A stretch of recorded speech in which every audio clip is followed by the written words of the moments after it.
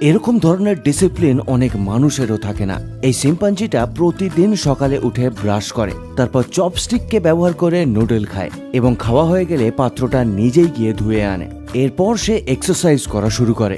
রডের স্ট্রাকচারকে ধরে নানান কায়দায় ব্যায়াম করে সে নিজের শরীরকে সুস্থ রাখতে পছন্দ করে। তারপর আয়নার সামনে গিয়ে নিজে নিজে চিরুনি দিয়ে মাথা আঁচড়ে নেয়, কারণ সে নিজেকে হ্যান্ডসাম রাখতে পছন্দ করে।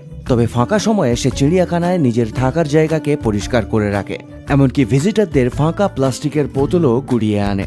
আবার কখনো কখনো জলের বোতলে জল ভরে রাখে পরে খাওয়ার জন্য।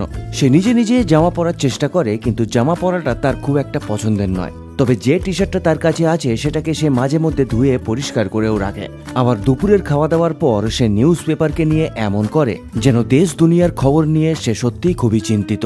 তবে এত কিছু করার পরেও এই শিম্পাঞ্জিটার কোনো গার্লফ্রেন্ড নেই, তাই জু কিপাররা চেষ্টা করছে এর জন্য একটা গার্লফ্রেন্ড খুঁজে আনার।